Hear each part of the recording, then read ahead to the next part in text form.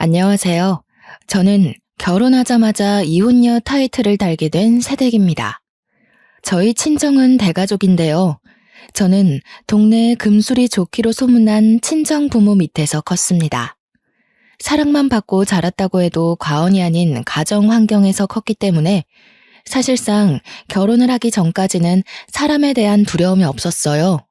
저는 늘 밝고 긍정적인 아이였거든요. 그런데 다 커서 성격이 바뀔 수 있다는 것도 결혼을 해서 알게 되었습니다. 웬만하면 트러블 없이 인생을 살았고 제 주위의 사람들은 전부 둥글둥글 하거든요. 그 때문에 저도 더더욱 독한 성향과 거리가 먼 사람이었습니다. 그러니까 제 딴에는 나름 독하게 행동해 본 게 결혼 이후 처음이라는 거예요. 사람이 제대로 된 고난을 겪으면 단단해진다던데 제가 단단해졌다고 봐야겠죠. 지금부터 어떤 시댁을 만나 어떤 삶을 살았고 어떻게 이혼을 하게 되었는지 들려드리겠습니다. 제 고향은 바닷가를 끼고 있는 지방이고 저는 그곳에서 태어나 취업을 하기 전까지 쭉 자랐어요. 저희가 살던 동네에는 주위가 14가구 정도가 몰려 있었는데 그 동네에서 우리 집은 대가족으로 좀 유명한 편이었습니다. 저희 친정 부모님은 인심이 좋아서 새로 이사 오는 가구가 있으면 꼭 오다 가다 인사를 하면서 인심을 베푸는 사람이에요. 그걸 보고 바람직하게 자란 우리는 총 6명의 남매였는데 태어나 보니 제가 5남 1녀 중에 막내더라고요. 딴 집에선 아들이 귀하고 아들 하나 얻으면 자식 농사로 족하다고들 했는데 저희 집은 딸이 귀한 편이었던지라 딸을 낳고 싶던 부모님이 제가 태어날 때까지 자식 농사를 부지런히 했다고 들었습니다. 그렇다고 친정 부모님이 아들을 나몰라라 한 건 아니었고 아들을 좋아하지만 딸을 무척 갖고 싶어 했다는 겁니다. 그건 아빠 엄마 둘 다 같은 생각이었대요. 그렇게 귀한 대접을 받고 태어난 저는 사랑을 정말 많이 받고 자랐습니다. 제가 태어났을 때 첫째 오빠는 이미 대학 입시를 앞두고 있는 나이였다고 했는데요. 엄마 말로는 첫째 오빠랑 둘째 오빠가 고등학생이라서 엄마가 일할 때 저를 자식처럼 잘 보살펴줬다고 합니다. 5명의 오빠들도 아들만 득실거리는 집안에 여동생이 나오니까 무척 조심스러웠대요. 여동생이 생겼다는 게 신기해서 제가 뒤집기를 하거나 밥을 먹거나 소리를 내면 그걸 그렇게 좋아하면서 관찰도 많이 했다고 했습니다. 솔직히 저는 하나도 기억이 안 나지만 어느 정도 기억을 갖기 시작할 나이부터 봐도 오빠들이 저를 무척 사랑해준다는 걸 느꼈기에 말만 들어도 이해는 되었습니다. 그렇게 매사에 귀하게 자란 저를 두고 주위 어른들은 가끔 오냐오냐 크는 거 아니냐고 했으나 친정 부모님부터 친오빠들까지 다들 하나같이 성품이 뛰어난지라 제가 모나게 클 수가 없었습니다. 솔직히 사춘기에도 화 한 번 낸 적 없을 정도로 서로 위하고 존중했는데 저희 집을 아는 사람들이라면 모나게 큰다는 말이 입 아플 정도일 겁니다. 그렇게 늘 제게 후한 인심을 베풀던 친정가족은 딱 하나 제게 잔소리하고 간섭하는 것이 있었는데요. 바로 남자 문제였습니다. 특히 친오빠들이 제게 연애 소식이 들리면 그렇게 저한테 남자친구에 대해 물어봅니다. 인적 사항을 묻는다기보단 평소 행실이 어떤 사람인지를 꼭 듣고 싶어 했어요.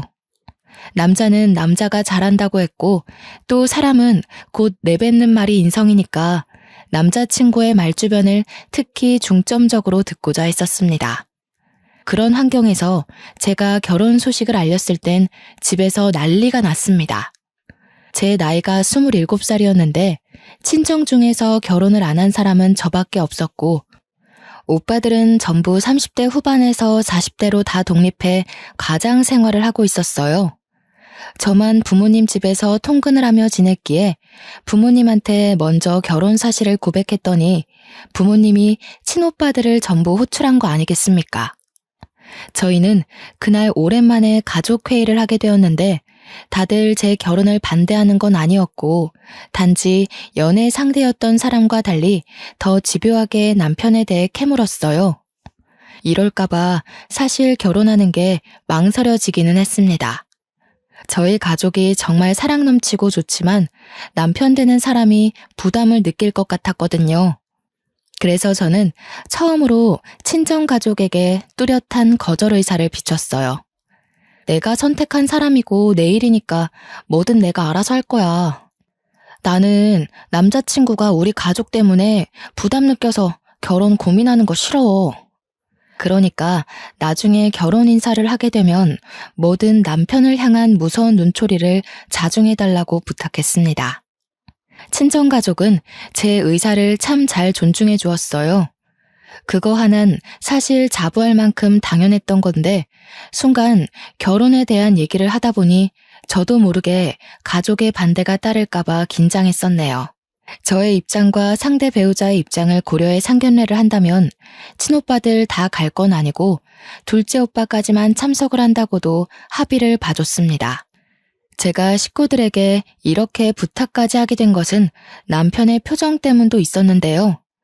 남편은 제게 오빠 5명이 있다는 걸 알고 살짝 겁을 먹는 것 같더라고요.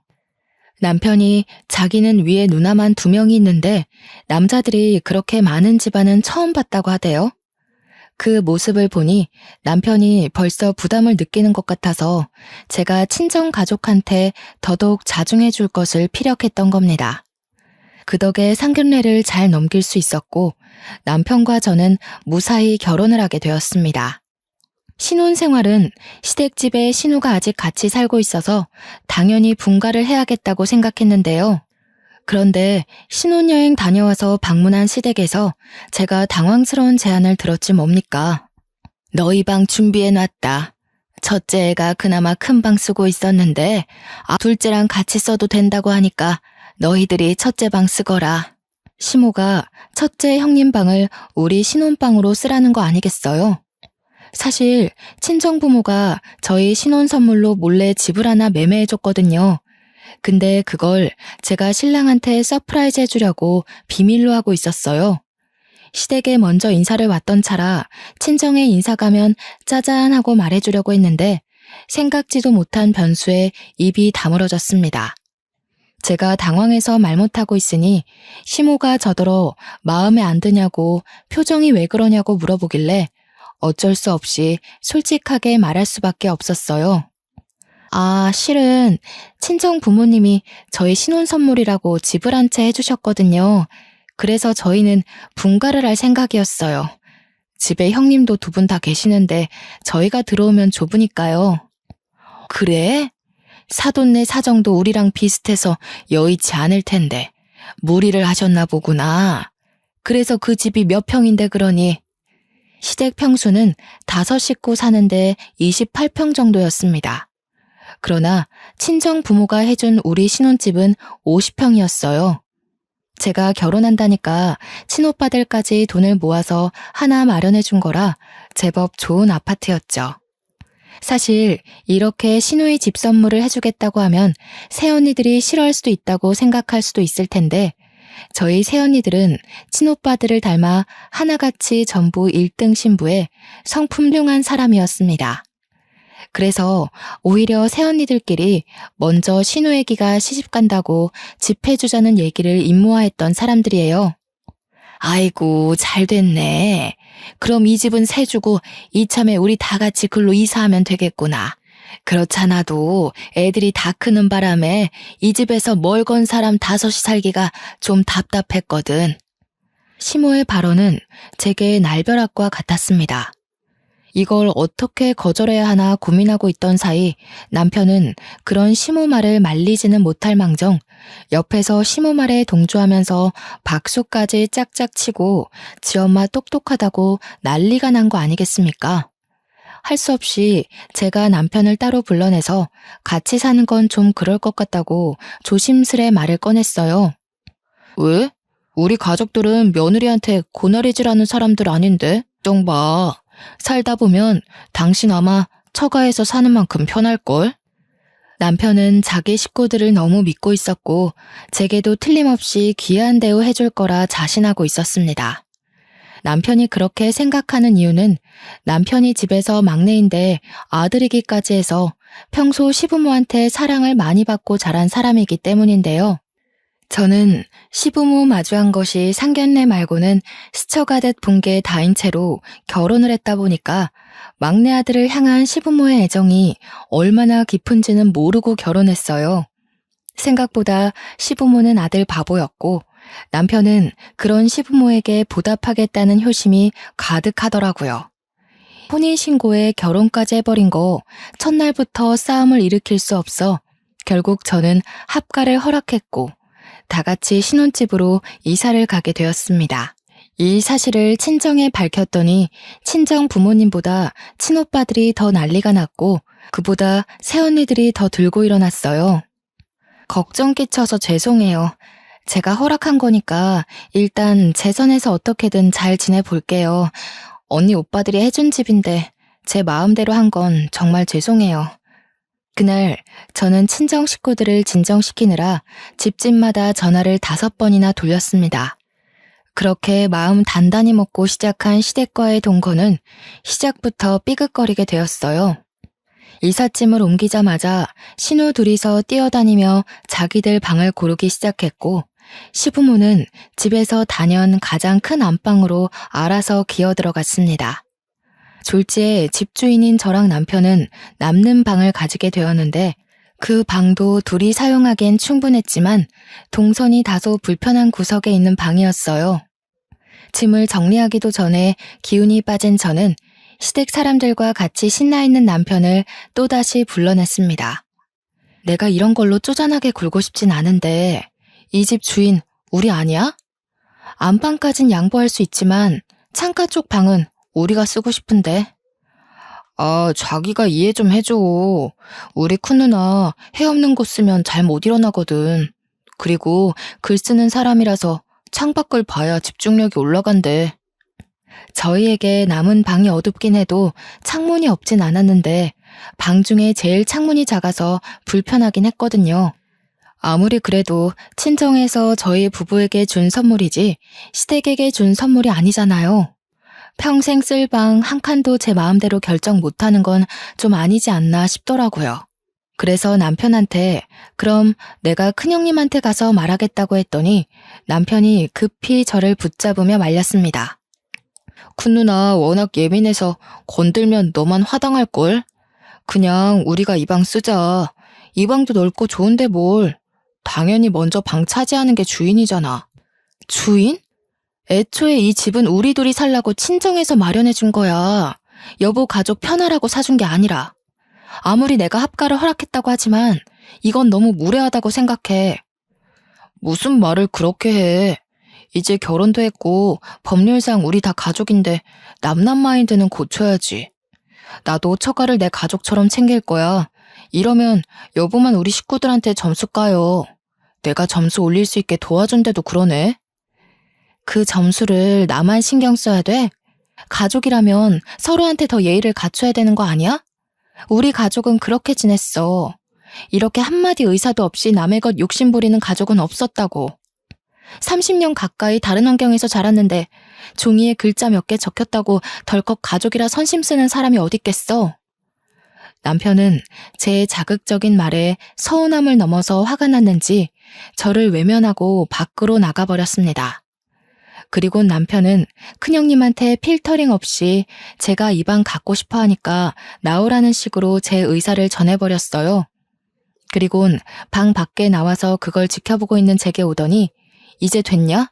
속 시원해? 라고 말하곤 담배 피러 가버렸습니다. 이런 식으로 말해버리면 제 입장이 뭐가 되겠어요? 어이가 없어서 황당해 말을 잃었는데 그때 큰형님이 다가오더군요. 내 행동이 마음에 안 들었으면 나한테 직접 따지지 그랬니? 남동생 시켜서 감정 소비하게 하지 말고. 너희 집에서 집 줬다고 벌써 으쓱거리려나 본데 우리 그런 걸로 쫄 사람 아니거든? 집 해왔다고 으쓱거리는 게 아니고요. 제 상식선에선 형님 행동이 이해 안 가서 그래요. 형님 나이 37살이시죠? 저희 새언니들도 대충 그 정도 나이들 되는데 진짜 어른스럽거든요. 뭐라고? 지금 나더러 어른스럽지 못하다는 거야? 한참 어리다 해서 철없는 건 아닌가 했는데 진짜 건방지네. 아, 언니, 됐어. 괜히 이사 첫날부터 입씨름 하지 마. 그냥 언니가 내 방 쓰고 내가 저기 남는 방 쓸게. 올케가 굳이 이미 정해진 방 뺏고 싶다는데 그렇게 해줘야지. 형님들 둘은 대놓고 제게 꼽주면서 기분 상했다는 티를 다 내며 짐을 옮겼습니다. 상견례 내내 한마디도 안 하고 있더니만 이런 사람들인 줄은 상상도 못했어요. 제가 형님들 정보를 물었을 때 남편이 겉모습은 세 보여도 마음이 여린 사람이라고 했는데 여리긴 개뿔이었습니다. 시작부터 이러는 시댁의 태도를 보니 당장이라도 합가를 무르고 싶었지만 토라진 남편을 수습하는 게 일단은 우선이었어요. 담배 피러 나가서는 저녁 먹을 때까지 안 들어오는 남편을 기다리다가 전화를 해보았습니다. 다행히 전화는 받더군요. 제가 평생 집 밖에서 살 거 아니면 들어오라고 했더니 그제야 들어온 남편은 제게 말 한마디 안 하고 계속 토라진 채 행동했습니다. 밥을 먹는 내내 그랬어요. 집이 넓으니까 거실에 널찍하게 앉아 식사를 할 수 있었는데 하하호호 떠들며 TV 보는 시댁을 보니 마치 제가 객식구인 느낌이 드는 거 있죠. 거기다 남편까지 삐져서 절 외면하고 있으니까 더 투명인간 된 기분이었습니다. 남편은 자기 식구들이랑 같이 있어서 그런지 과거 연애 때처럼 저를 위해 다 해줄 것 같은 마인드는 더 이상 없었습니다. 불과 신혼 시작 일주일 만에 남편은 저를 실망시킨 거죠. 그렇다고 제가 왜 사과를 해야 하는지 모르겠어서 저도 똑같이 남편을 무시해줬습니다. 그랬더니 나중에 저를 필요로 하는 남편이 알아서 말을 걸더라고요. 그래서 저도 부부관계 평화를 위해 남편의 어정쩡한 화해를 받아주었죠. 그날 이후 여전히 새집 냄새가 가시지 않는 시기에 저는 시모 통화를 우연히 듣게 되었는데요. 엿들을 생각이 없었는데 내용이 워낙 수상쩍어서 저답지 않은 행동을 해버렸어요. 명의? 그런 건 안 물어봤는데. 당연히 신혼집이니까 공동명의로 하지 않았겠어? 아니면 얘 명의거나. 근데 애 명의더라도 지분 떼올 수 있는 방법이 있다고 하던데. 시모는 이 집에 대한 재산으로 누군가와 통화를 하고 있었습니다. 하필 그 타이밍에 큰형님이 방에서 나와서 끝까지 듣진 못했으나 그날 이후 굉장히 마음이 찝찝했어요. 이 널찍한 집에선 저와 시모, 큰형님 빼고는 다 바깥으로 출근하는 사람들이었거든요. 저는 재택으로 근무를 돌릴 수 있어서 남편 내조도 할 겸 집에서 일을 시작했습니다. 그래서 주구장창 시모와 큰형님을 봐야 했는데 가끔씩 큰형님도 시모 방에 가서 속닥거리며 의심스러운 행동을 하더라고요. 근데 그게 왜 자꾸 지난번 시모가 한 통화랑 연관이 있는 것 같은지 모르겠어요.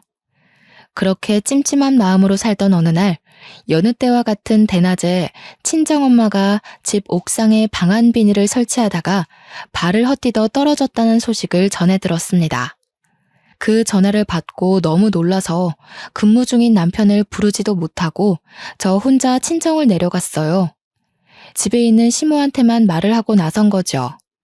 도착한 친정엄마 입원실에는 새언니들과 친오빠들이 있었는데 다행히 엄마는 비닐 잔뜩 깔아놨던 곳으로 추락하는 덕에 팔이랑 발목만 골절되고 다른 곳은 괜찮다고 하더라고요.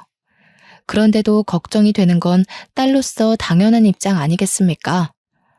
아빠한테 해달라고 하지 왜 엄마가 나섰어. 엄마 그런 거 할 줄도 모르면서. 내가 얼마나 놀랐는지 알아? 큰일 났으면 어쩔 뻔했어. 괜히 이제 막 결혼한 세대까지 내려오게 했네. 미안해서 어쩌누. 요즘 사는 건 어때? 사돈댁이랑 사는데 불편한 건 없어? 살림살이 어려운 건 없고? 엄마는 오히려 절 걱정하면서 살림 서툴러 시모한테 혼 안 나냐고 농담조로 물어보았습니다. 그 때문에 어느새 이야기의 화제는 제 쪽으로 몰렸고 새언니들도 저의 결혼 생활을 궁금해했어요. 새언니들 생각엔 제가 시댁과 합가를 했으니 분명 말 못할 스트레스가 있을 것 같다고 확신했나 봐요. 제가 그때 결혼한 지 한 달 차였습니다. 저를 걱정하며 바라보는 눈빛들이 너무 많아서 아무 일 없다고 말할 수밖에 없었어요. 또 다친 엄마가 저 때문에 마음고생까지 할까봐 차마 그 상황에선 그 어떤 고백도 할 수 없겠더라고요. 새언니들은 제 입장을 이해하는 건지 제가 떠나기 전에 몰래 저한테 용돈을 찔러주면서 힘든 일 있으면 언제든지 연락하라고 했어요. 언니들이 달려오겠다고요. 그날 그래도 친정 식구 만나는 덕에 든든한 힘을 얻고 귀가를 할 수 있었습니다. 그러나 여기서 뜻밖의 문제가 발생할 줄은 몰랐는데요. 저는 분명 시모한테 친정 가서 자고 올 거라는 말을 한 적이 없거든요. 그런데 밤늦게 집에 도착을 했더니 우리 동 아파트 입구가 시끄럽더라고요.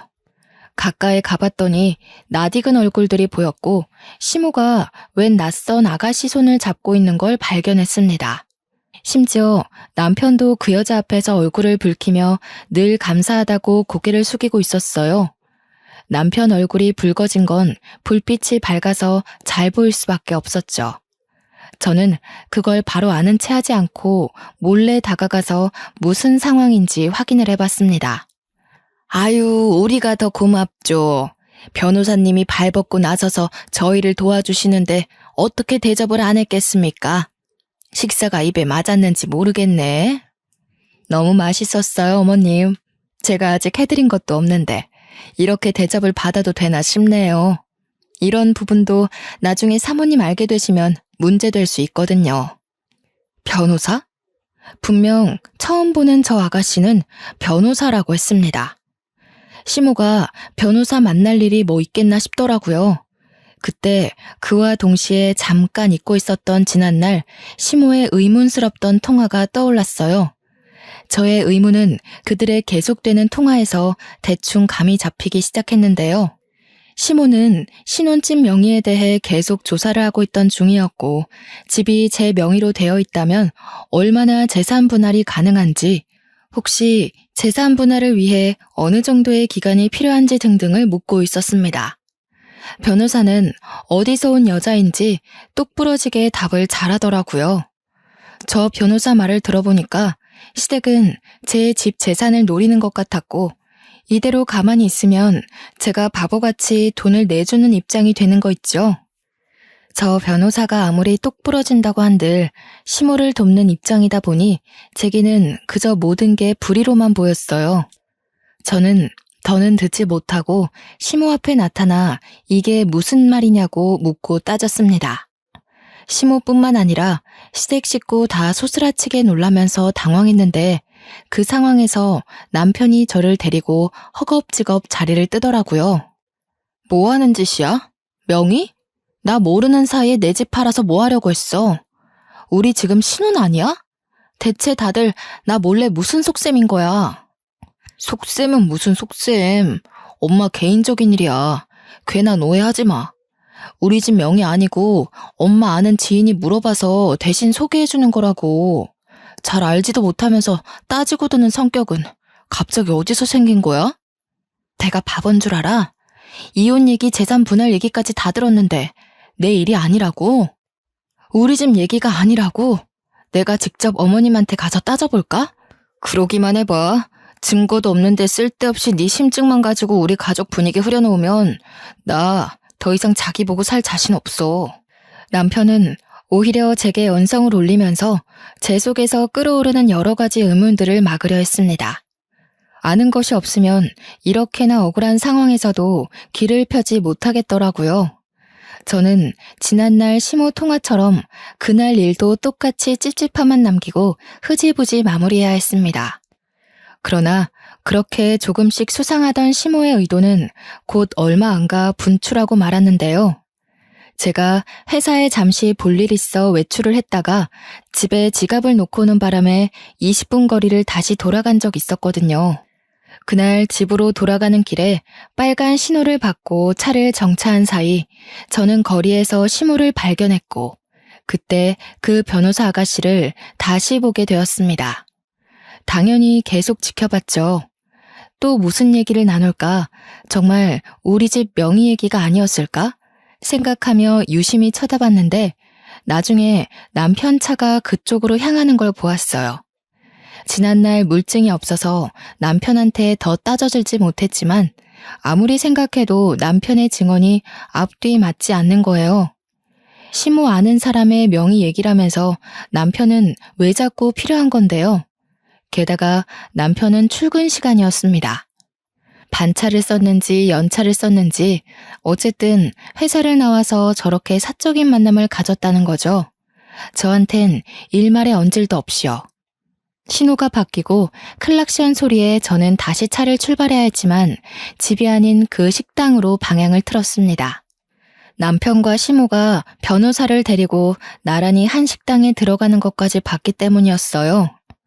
그리고 제가 막 시동을 껐을 때 저는 남편이 그 변호사의 손을 잡는 것까지 목격하게 되었어요. 그 사실을 알자 저는 이 만남에 대해 가지고 있던 본래 생각을 완전히 틀어버렸는데요. 재산 목적인 줄 알았던 만남에서 불륜의 향기를 눈치챘습니다. 그래서 바로 휴대폰을 들고 가게로 들어갔죠. 제가 들어오는 줄도 모르고 셋은 아주 신나서 대화를 나누더라고요. 설마 싶었는데 제가 예상한 대로 남편과 변호사 사이는 이미 불륜이었어요. 듣자 하니 만난 지 일주일 만에 갈 때까지 간 것 같았습니다. 신혼 반개월도 못 넘기고 바람이 난 남편도 황당하지만 변호사 그 여자도 웃기지 않습니까? 변호사라면서 부정행위를 아무렇지 않게 일삼고 있잖아요. 이런 게 현실에서 가능하다니. 너무 상식도 개념도 없어서 다들 미친 줄 알았습니다. 막상 그 앞을 마주하니 심장이 떨렸지만 저는 그걸 전부 녹음을 했어요. 그만 자리를 뜰 때쯤 그들 자리 앞으로가 대놓고 연속 촬영까지 했습니다. 어머머, 세약이 너가 여긴 어떻게 있니? 너 아까 회사 간다고 나갔잖아. 이젠 CM이 뒤 밟으려고 그런 거짓말까지 하는 거야? 생각하시는 것부터가 좀 생이시네요. 지나가는데 어머님이 제 눈에 들어와 주더라고요. 새 며느리 데리고 남편 불륜 만들어주고 있길래 소송해야 될 것 같아서 따라왔어요. 이 여자가 남편 상간녀 맞죠? 뭐 하는 짓이야? 사진은 왜 찍어? 차라리 나한테 뭐라 그래. 수진 씨는 아무런 잘못 없어. 당신이 생각하는 그런 거 아니니까 나가서 얘기하자고. 불륜짓 할 거면 차라리 우리 동네를 떠서 하지 그랬니? 이러니 불륜도 모자란 사람들은 감히 저지르는 게 아니라고 하지. 저기 변호사님? 정의랑 앞다퉈 싸워야 할 변호사가 왜 불의에 뛰어들어서 스스로 명을 단축하세요? 어디 회사예요? 신고 좀 할게요. 제가 상간녀한테 손을 내밀자 남편이 그 손을 탁 쳐내면서 벌떡 일어나 저를 상대하려 했습니다. 무섭게 쳐다보면서 눈빛으로 절 제압하려고 했는데요. 그 시선에 더 이상 저를 여자로 보는 마음이 안 담겨 있더라고요. 서럽기도 하고 화가 나서 저는 사장님한테 고래고래 소리 질렀습니다. 사장님, 여기 불륜 커플 있어요. 이 사람들 여기 옆에 아파트 주민이거든요. 장사하는데 더러운 기운 붙기 전에 얼른 쫓아내는 게 좋겠어요. 비싸고 이미지 좋은 식당이라서 당시 주위에 손님들이 많았는데 저희 때문에 곧 분위기 산만해졌습니다. 당황한 사장님은 찾아와서 시모한테 양해를 구하며 나가달라고 했어요. 제대로 식사도 못한 것 같은데 쫓겨나게 된 셈이었죠. 거기다 대고 저는 대놓고 비웃어준 뒤에 식당을 나와버렸습니다. 그리고 그날 저녁 저는 시댁과 일대 다수로 개싸움을 벌였고 시댁 사람들은 어떻게든 저의 휴대폰을 사수하려고 난리를 피웠습니다. 왜 이렇게 다들 난리세요? 집 얘기는 발뺌하더니 불륜은 차마 못 그러겠나 봐요. 아, 제가 지금 소송해서 이혼하면 재산 못 가지죠? 아직 이 집 문제 해결 못 하셨나 보네. 그렇게 유능한 변호사는 아닌가 보죠? 새파랗게 어린 것이 감히 시애미한테 모욕을 줘? 집에 막둥이로 갔다더니 아주 오냐오냐 자라서 싹수가 없구나. 어디 어른을 그런 식으로 개망신을 줘? 집안에 막둥이로 큰 남편도 싹수가 없어서 불륜을 저지르는데 자식이 엉망으로 크면 부모된 도리로서 어머님이 정신 똑바로 차리셔야 되는 거 아니에요? 왜 자식더러 인생 망하라고 등 떠밀어요? 어머님 지금 어머님 얼굴에 똥칠한 거예요. 아세요? 제 말에 반박할 말이 없었는지 시모가 손을 올리더라고요. 제 머리통을 후려치려고 손을 들길래 그걸 슬쩍 피해버리니 시모가 자기 힘에 못 이겨 제대로 구부러졌습니다. 그러자 시부랑 형님이 시모를 챙기면서 저를 엄청 째려보더군요. 옆에서 남편은 저한테 따지면서 시부모한테 건방지게 굴지 말라고 호통을 쳤는데 그러면서 계속 휴대폰을 요구했습니다. 저는 그들 앞에서 휴대폰 잠금 장치를 다 풀어 보여줬고 그대로 창가로 가 그걸 창문 밖으로 내다버렸죠. 내 폰이 비싼 거라 동네 애들이 지나가다 주우면 지네 부모님한테 가져갈 거야. 그럼 어른들이 폰 주인 찾아주려고 폰을 열어볼 거고. 그렇게 되면 여보랑 어머님 행실도 동네방네 소문나겠네? 여기 반상에 안 나가는 아줌마들 없는 거 알지? 그 식당이 저희 아파트와 가까운 곳이라서 동네 주민도 많았거든요. 그래서 조금만 소문이 나도 직접 현장을 목격했다는 목격자가 나올 겁니다. 게다가 친정에서 부모님께 보고 배운 것처럼 저도 동네 주민들과 안면트기만 하면 인사하고 지냈는데요. 그 덕에 우리 동 아파트 주민 아줌마들은 대부분 제가 몇 호 세댁인지 알고 있었어요. 그 중에서 아파트 부녀회장을 알고 지냈던 게 저의 신원을 알리는데 큰 몫을 했죠.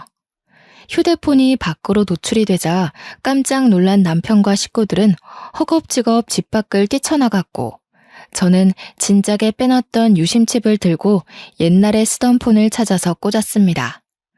클라우드에 저장된 사진까지 다 찾아서 친오빠 새언니끼리 모여있는 채팅방에 뿌려버렸어요. 역시나 식구들은 난리가 났고 당장 저희 신혼집을 찾아오겠다고 했습니다.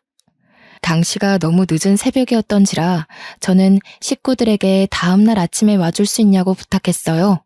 당장이라도 쫓아와 시댁 식구를 뒤집어버릴 준비를 하던 가족들은 저를 위해 몇 시간을 더 참아주었습니다. 그리고 하나 더. 저는 부녀회장 어머님께 전화를 드렸어요. 서로 연락처를 주고받았기 때문에 부녀회장 어머님은 저를 바로 알아채셨고 제 사정을 알고 나서 자기 일처럼 열을 내주기까지 했습니다. 감히 우리 아파트에 그런 더러운 기생충이 살고 있었단 말이야? 걱정 마 세댁. 내가 아주 혼쭐을 내줄 테니까. 이 아파트에서 안 나가고 못 베기게 만들어줄게. 참 든든하더라고요. 주변 사람들에게 친절한 도리나 인사만 하고 지냈을 뿐인데 이렇게 선뜻 도움을 주겠다고 하니 문득 친정 부모님께 이런 성품을 물려준 걸 감사하게 생각했네요. 제가 모든 걸 끝낸 다음 시댁 식구들이 다시 돌아왔는데 버려진 휴대폰을 찾은 것만으로 다시 제게 떵떵거리더군요. 그렇게 다음날 아침 새벽 대바람부터 저희 집에는 초인종이 울렸고 자던 식구들이 전부 피곤에 찌들어서 눈을 떴습니다. 진작에 깨서 식구들을 기다리고 있던 저는 문을 열었고 반가운 친정 가족들이 쏟아져 들어왔어요. 손에는 짐가방까지 하나씩 들고 있더라고요. 짐은 다 뭐냐고 물어보니까 시댁 식구가 안 나가고 버틴다면 한 일주일 눌러붙을 생각으로 챙겨왔다고 했습니다. 이럴 땐 다들 서울에 사는 게 다행이다 싶었어요. 친정 식구의 소란스러운 소리에 뒤늦게 상황을 살피러 나온 시댁 식구들은 놀라서 어안이 벙벙해졌어요. 그때 우리 아빠가 남편을 보곤 득달같이 달려들어 싸대기를 휘갈겼습니다. 이런 미친 녀석, 가진 것 없는 놈 불쌍해서 우리도 형편 여의치 않다고 거짓말까지 해줬더니 감히 네 놈이 싸구려 같은 짓을 해? 내 딸한테 감히 니까지 깨? 사실 저희 집은 남편과 형편이 비슷한 게 아닙니다. 비슷하다고 거짓말을 친 거였어요. 남편이 기죽을까봐 친정 부모가 배려해서 재산을 숨기는 게 좋겠다고 제안한 거라는 거죠. 심지어 친오빠들까지 직장인이 되는 바람에 저희 집은 사실상 걸어다니는 대기업 수준이었습니다. 왜 이러는 거예요, 사돈어른? 갑자기 찾아와서 이게 무슨 행패랍니까? 설명을 좀 해보던가요. 대체 뭘 거짓말 쳤다는 건데요? 없는 사람들이 더한다더니 빼먹을 게 없어서 어린 딸 같은 애 돈을 뺏으려고 해요? 정말 창피하네요. 그 자글자글한 주름이 다 욕심 때문에 생긴 건가 보죠? 네, 이런 말까진 안 하려고 했는데 당신들 지금 돈 많은 며느리 놓치는 거야. 알겠어? 시모는 그제서야 친정 형편을 알게 되었고 시부랑 둘이서 벙찐 채로 상황 파악하느라 눈알만 굴렸습니다. 그건 눈치 보고 있던 신우들도 마찬가지였어요. 친정 부모가 시부모랑 남편을 두고 따지고 있을 때 친오빠랑 새언니들은 시댁 식구들 방에 짐을 빼고 있었는데요. 이 방 저 방 구경하면서 서로 의논해서 어느 방 쓸지 대화를 나누고 있었습니다. 그것에 신우들이 당황해서 어중간한 성화로 열을 내자 새언니 5명이 마치 저의 친언니처럼 저 대신 득달같이 따져주기도 했어요. 여자는 여자기에 눌린다고 두 형님들이 새언니들 앞에서 꼼짝을 못하고 있지 뭡니까. 당시 시간이 곧 사람들 활동할 시간이 다가오던 아침이었어요. 고요해야 할 그 시간에 저희 집은 순식간에 난장판이 되었습니다. 여보, 설마 당신 변호사 그 얘기한 거야? 일단 다 같이 앉아서 얘기 좀 해보자고 해. 아무리 그렇다지만 이건 엄연히 주거 침입이야. 내가 처가 식구들 신고해도 괜찮겠어? 야, 네 식구들 데리고 당장 우리 부모님 집에서 나가. 여기 명의 내 것도 아니고 공동명의는 더더욱 아니거든? 부모님이 증여해준 재산이니까 몇 날 며칠을 기다려도 애초에 네 앞에 떨어질 돈 같은 건 없었어. 그 변호사 여자 집에 식구들 다 데리고 가서 살아. 너희 식구들 빈대짓 잘하잖아. 남편이 제 성을 못 참고 저한테 손찌검을 할랑말랑 했는데요. 그걸 용케 알아본 친오빠들이 남편을 제대로 혼쭐 내줬습니다. 친오빠들이 남자만의 방식으로 혼쭐을 내줬는데 새언니들한테 잡혀있던 신우들도 친정 부모한테 잡혀있던 시부모도 남편을 도와줄 여력은 없었습니다. 그렇게 시댁 식구들은 친정 가족으로부터 맨발로 쫓겨나게 되었는데 그 상황에 화가 난 둘째 형님이 주제도 모르고 경찰을 부른 거 아니겠습니까? 이미 그때는 아파트 전체에 남편 불륜이 소문난 상황이라 아침부터 주민들은 저희가 사는 호수를 기웃거리고 있었어요. 때마침 금방 온 경찰에게 저는 지지 않고 나서서 말했죠. 이 사람들 불륜 가족이고 제 재산 도둑질 하려 했다고요. 경찰까지 오는 바람에 더 핫한 이슈가 된 상황에서 저희는 아파트 입구로 내려가게 되었고 거기서 시댁 식구들은 주민들에게 손가락질을 받았습니다. 그러자 시모가 얼굴에 열을 올리면서 변호사 부를 거라고 상간녀한테 연락하더라고요. 경찰이 있는지 모르고 왔던 상간녀는 경찰을 보자마자 도망을 쳤는데 갑자기 경찰 하나가 무섭게 상간녀를 쫓는 거 아니겠어요? 금방 붙잡힌 상간녀는 그대로 수갑이 채워졌고 다시 경찰차 있는 쪽으로 끌려왔습니다. 이게 무슨 상황인가 했더니 알고 보니 상간녀가 사기꾼이었더라고요. 변호사가 아니라 사법고시 떨어져서 어줍잖은 사법지식으로 이렇게 사기를 여러 쳤던 여자라는 겁니다. 경찰에도 신고가 몇 번 들어왔었대요. 그 사실을 알고 충격받은 시모가 뒷목 잡고 쓰러지고 남편은 상간녀한테 호통치고 난리가 났었습니다. 벌은 한꺼번에 받는 거라더니 아니나 다를까 시댁 식구가 신혼집으로 다 이사 오면서 원래 살던 곳에 세를 내줬거든요. 그런데 심지어 그곳에서도 문제가 발생했지 뭡니까? 젊은 부부가 입실했었는데 둘 다 백수였는지 월세도 잘 안 냈고 집도 엉망으로 되어 있었대요. 리모델링을 하지 않으면 사람이 못 살 정도로 아수라장이었다는 거죠. 졸지에 집도 없는 거지가 되었다는 사실을 자각한 남편과 시댁이 갑자기 제게 사죄를 하기 시작하더라고요. 자기야, 내가 대표해서 사과할게. 우리 식구들이 모자랐던 게 맞아. 자기가 나 배려해주느라 재산 속인 줄도 몰랐어. 내가 무식했어. 마누라의 그런 착한 본성도 모르고 다시는 그런 실수 안 할게. 제발 한 번만 용서해줘. 우리 이대로 나가면 정말 갈 곳이 없어. 역시 멍멍 걔한테는 역으로 똑같이 해줘야 돼. 그래야 자기가 한 짓이 걔만도 못한 짓이었다는 걸 깨닫지. 당신이 잘못한 게 그것뿐인 줄 알아? 당신은 나뿐만 아니라 우리 친정까지 욕보인 거야. 당신 하나 때문에 나는 빨간 줄이 그였고, 그런 나를 보면서 우리 친정 식구들이 대신 미안해하겠지. 나는 그때마다 당신 같은 쓰레기를 못 알아본 걸 후회할 거야. 우리가 왜 당신들 때문에 이런 감정을 감수해야 되는데. 저는 마지막으로 제발 거짓골로 살아달라고, 그래야 내가 친정에게 덜 죄스러울 것 같다고 쐐기를 박았습니다. 이웃분들도 시댁에게 쌍욕을 하더군요. 다들 저더러 더 이상 저런 사람들 말 들어주지 말고 얼른 올라가라고 하길래 저는 시댁을 무시해준 뒤 식구들 데리고 집에 올라와 버렸네요. 그렇게 결혼 3달 차 만에 이혼을 하게 된 저는 이혼도 얼굴 보고 합의하기 싫어서 소송을 했습니다. 상간녀 소송까지 하는 바람에 위자료를 두둑히 챙겼죠. 그리고 그 신혼집에는 친정 부모님이 이사를 와서 살기로 했습니다. 친정 부모님만 지방에 계속 계셨는데 일할 때만 왔다 갔다 하기로 했어요. 친정 부모님 말로는 자기네들이 서울 나들이 좀 하고 싶어서 당분간 서울집에 지낸다고 했지만 상심했을 저를 위해서 신경 써주시는 게 느껴졌습니다. 얼마 뒤 저희는 식구들 다 모여서 대가족 모임을 가졌어요.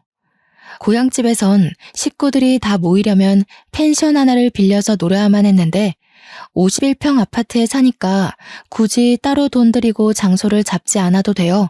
그거는 참 좋더라고요.